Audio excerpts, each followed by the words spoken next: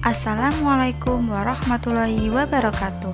Halo teman-teman semua, perkenalkan kami dari kelompok 9 yang beranggotakan yang pertama ada Cici Lailisa, yang kedua ada Uftatia, dan yang ketiga ada Angga Setiawan, dan yang keempat ada Evelyn Mujiratnasari.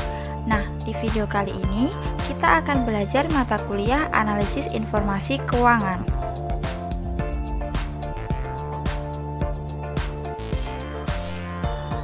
Untuk materi yang kita bahas adalah laporan keuangan performa 2. Laporan keuangan performa atau performa financial statement merupakan laporan yang digunakan untuk memproyeksikan kondisi keuangan di masa yang akan datang atau project financial statement secara formal untuk suatu periode tertentu dan dalam format yang konsisten.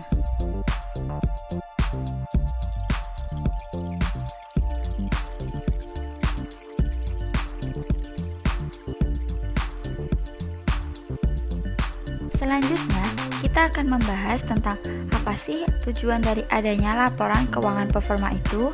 Nah, yang pertama yaitu untuk menganalisis kondisi keuangan perusahaan di masa lalu dan sekarang. Dan yang kedua, untuk memproyeksikan kondisi keuangan perusahaan saat ini dan posisi keuangan perusahaan di masa yang akan datang.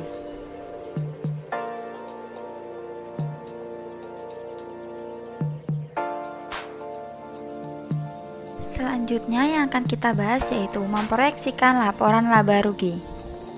Pertama, memproyeksikan penjualan. Jika penjualan tumbuh relatif stabil, maka tingkat pertumbuhan tersebut bisa dipakai untuk memproyeksikan penjualan di masa yang akan datang. Misalkan, tingkat pertumbuhan penjualan 4 tahun terakhir diperoleh rata-rata tingkat pertumbuhan sebesar 7,4%. Misalkan, analis menganggap bahwa pola masa lalu akan terjadi lagi pada masa yang akan datang. Dan yang kedua, memproyeksikan biaya operasional. Proyeksi biaya operasional pada asumsi perilaku biaya. Jika analis mengasumsikan biaya operasional mempunyai perilaku sebagai biaya variabel sepenuhnya, maka analis bisa memproyeksikan biaya operasional pada masa mendatang dengan menggunakan laporan keuangan common size atau proporsional.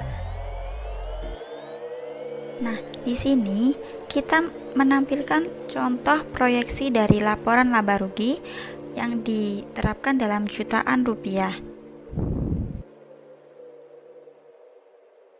Dari tabel di atas menampilkan laporan keuangan performa dengan menggunakan dua pendekatan, yaitu yang pertama pendekatan common size atau proporsional, dan yang kedua pendekatan tingkat pertumbuhan individual. Dengan menggunakan dua pendekatan ini, hasil yang diperoleh hampir sama. Perhatikan bahwa biaya restrukturisasi dimasukkan ke dalam rekening item lainnya.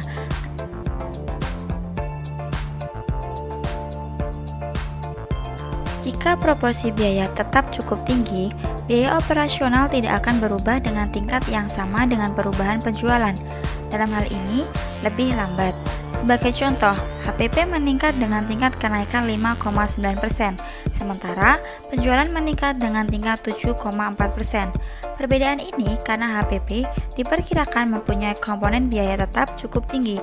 Sebaliknya, biaya penjualan dan administrasi meningkat cepat, yaitu 14,1%. Selanjutnya, kita akan membahas tentang memproyeksikan neraca. Cara memproyeksi dilakukan dengan memproyeksikan sisi kiri neraca atau sisi aktiva terlebih dahulu, kemudian menyusun komposisi yang diinginkan untuk sisi kanan atau pasive dan pendanaan neraca untuk tingkat total aset yang dilakukan. Yang pertama, memproyeksikan total aset. Ada dua pendekatan untuk memproyeksikan aset. Yang pertama, memproyeksikan total aset, kemudian memproyeksikan neraca common size untuk memproyeksikan total aset ke komponennya. Total aset diproyeksikan dengan menggunakan pendekatan tingkat pertumbuhan aset pada masa lalu.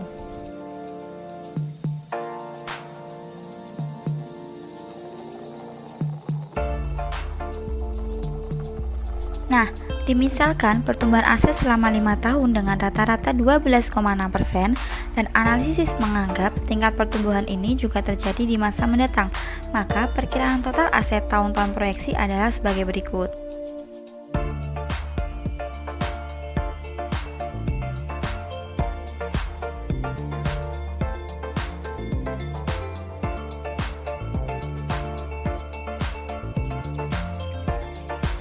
Cara lain dengan menggunakan pendekatan perputaran aktiva yang konstan bisa dilihat pada tabel berikut.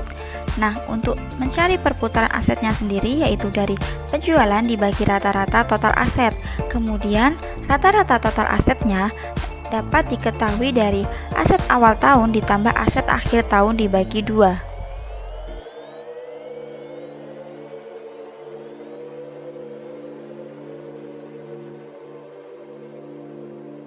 Kemudian, yang kedua yaitu memproyeksikan aset secara individual, kemudian menjumlahkan aset-aset individual tersebut untuk memperoleh total aset.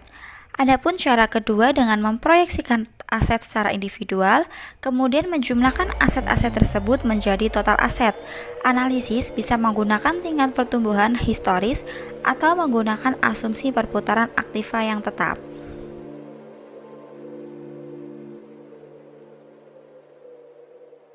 Misalkan, piutang dagang tumbuh dengan tingkat 15,5% selama 5 tahun terakhir, dan analisis akan menggunakan tingkat pertumbuhan tersebut dapat memproyeksikan piutang dagang selama 3 tahun mendatang. Misalkan, persediaan juga tumbuh dengan tingkat 7,8%, maka berikut ini proyeksi untuk kedua rekening tersebut.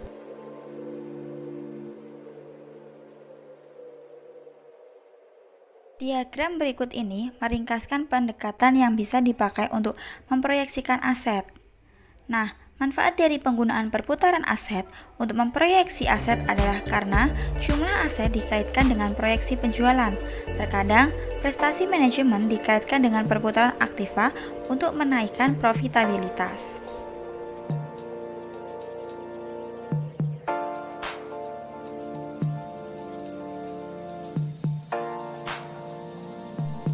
Nah, yang kedua, memproyeksikan utang dan modal saham. Cara paling mudah untuk menyusun komposisi pasifa yaitu dengan menggunakan common size sisi kanan. Pendekatan ini mengasumsikan bahwa komposisi semacam itu tidak akan berubah untuk masa mendatang.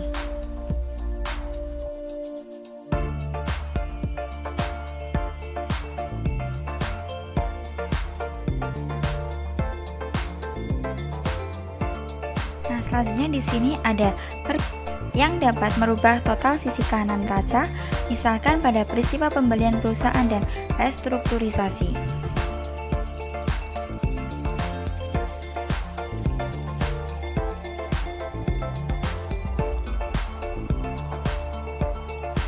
Selanjutnya yang ketiga yaitu memproyeksi biaya pendanaan. Setelah struktur modal diproyeksikan, analisis biaya menghitung biaya pendanaan. Langkah ini memerlukan asumsi bahwa struktur modal tidak akan berubah pada masa mendatang dan juga dengan tingkat bunga. Jika struktur modal berubah, maka risiko perusahaan berubah dan tingkat bunga juga bisa berubah untuk mengkompensasi kenaikan risiko.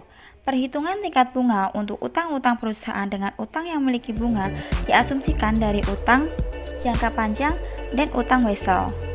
Untuk menghitung tingkat bunga untuk utang-utang perusahaan yaitu dengan biaya bunga bersih pajak dibagi rata-rata utang yang mempunyai beban, dan 1 min tingkat pajak dikali biaya bunga sebelum pajak dibagi utang wesel ditambah utang jangka panjang tahun kedua atau 3 dikali jumlah periode tahun. Pembahasan yang selanjutnya yaitu memproyeksikan laporan arus kas. Penjelasan mengenai penyusunan laporan arus kas. Di sini dijelaskan tentang laba bersih, depresiasi dan amortisasi, perubahan-perubahan dalam aktiva dan utang lancar selain kas, dan perubahan surat-surat berharga, perubahan dalam bangunan, pabrik dan peralatan, pembelian dan penjualan bersih aktiva, kemudian perubahan aktiva lainnya yang biasanya dari goodwill yang timbul dari selisih harga pembelian akuisisi dengan harga aset yang dibeli.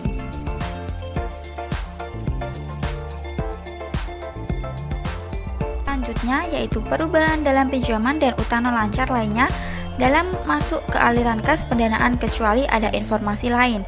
Kemudian perubahan yang terjadi pada dividen tergantung dari kebijakan dividen perusahaan. Yang selanjutnya yaitu perubahan pada modal saham adalah perubahan belum termasuk dalam laba operasional dan dividen. Selanjutnya perubahan dalam kas. Perubahan tersebut akibat penambahan atau pengurangan apabila ada perubahan negatif. Kas pada awal periode tersebut akan menghasilkan kas akhir periode. Selanjutnya kita akan membahas tentang rasio keuangan performa. Setelah di laporan keuangan performa selesai disusun, analis bisa menyusun analisis rasio untuk laporan keuangan performa dengan cara yang sama dengan membuat analisis rasio untuk laporan keuangan. Pada rasio keuangan performa membahas mengenai perbandingan, profitabilitas, dan rasio-rasio yang akan digunakan untuk mengukur resiko perusahaan dengan membandingkan hasil kinerja pada tahun selanjutnya.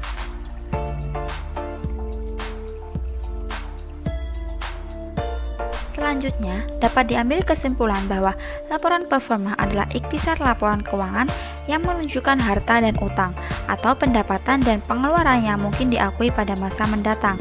Laporan ini juga menunjukkan proyeksi pendapatan apabila perusahaan akan merger dengan perusahaan lain, atau penjualan sebagian dan operasinya. Perusahaan sering diminta untuk menyampaikan laporan performa ketika mengajukan aplikasi kredit. Sebagai suatu bagian yang penting dalam proses perencanaan, laporan keuangan performa ini dapat menurunkan risiko seminimal mungkin dalam memulai operasi dari bisnis. Ini juga merupakan dasar yang dapat meyakinkan para kreditor dan investor yang menyediakan dana untuk bisnis yang baru ini. Perencanaan keuangan sangat penting bagi setiap perusahaan untuk menyusun rencana keuangan seberapa besar dana yang harus dikeluarkan, terutama pihak manajemen. Apabila perencanaan keuangan disajikan dengan baik dan benar, tentunya ramalan keuangan untuk jangka waktu yang akan datang akan terlaksana dengan baik pula. Laporan keuangan performa ini haruslah dapat dipertanggungjawabkan dan akurat dan dapat menolong untuk memperoleh gambaran yang tepat untuk memulai suatu bisnis. Ini harus didasarkan pada informasi yang dapat memberikan proyeksi yang tepat untuk memperoleh jumlah profit yang diharapkan dari bisnis dan juga kebutuhan keuangan yang diperlukan dalam tahun pertama operasi dan sesudahnya.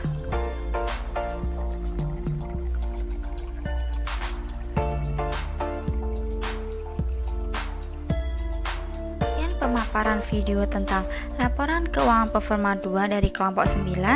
Terima kasih dan sampai jumpa.